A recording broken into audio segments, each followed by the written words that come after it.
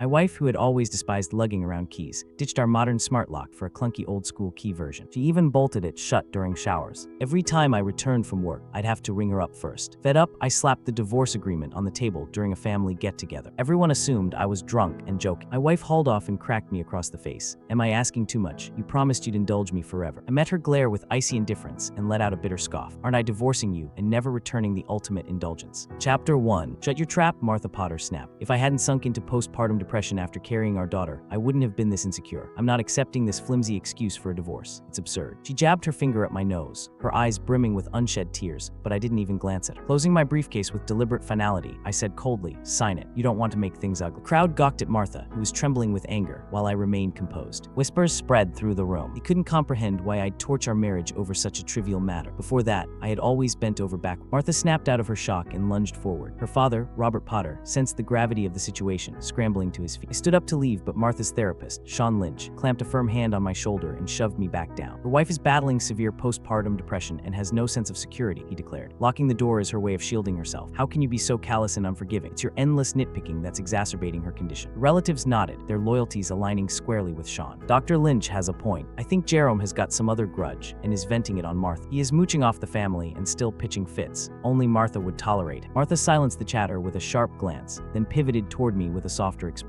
Honey, I'm sorry, she cooed. I get that my illness has put you through the ringer. You never raised your voice at me before. For the love we shared over 10 years, can you just cool off a bit? Is your mom's treatment running short on funds again? No need to feel awkward about it. She's my family too. Everyone admired her humility, but their glares at me grew harsher. Arthur's battling her illness and still catering to you like this. Be grateful, Robert chimed in, leaning heavily on his cane. We've never overlooked your mom's needs. How much do you need this time? Tell us and we'll find a way. I got the implication. He believed I was too proud to ask for more financial help, thus this dramatic ploy. I dodged Martha's outstretched hand and stated flatly, the spark's gone. Let's call it quits. A heavy silence engulfed the room. Martha rushed forward, wrapping me in a desperate hug. Her voice cracked with sobs. Please don't joke with me. I pried her hand off and stepped back. I'm serious. Let's end this with dignity. She stood rooted in shock, while our infant daughter suddenly let out piercing wails from her stroller. I tuned out the chaos and started to walk away. Sean flung a glass tumbler at me. It crashed at my feet. Chapter 2. Sean barreled toward me, shoving the divorce agreement against my chest. His face twisted with anger. Martha sacrificed a golden ticket to study abroad just to marry you. She loved you deeply. Now that she is ill, you're abandoning her and your daughter. Don't call yourself a man. I faced his outburst with cool amusement. How is my split from my wife any of your business? Spittle flew from Sean's lips as he seized my collar, bellowing, You're blind to your privilege. How much cash have you guzzled down for your comatose mother? Don't you have a conscience? Without Martha's help, she would have been long gone. I delivered a swift kick to his midsection, sending him sprawling. Stay out of my family's affairs. A shrink like you has no place at this gathering. Martha pushed past me in a frenzy, helping Sean to his feet. Her words tumbled out in a stutter.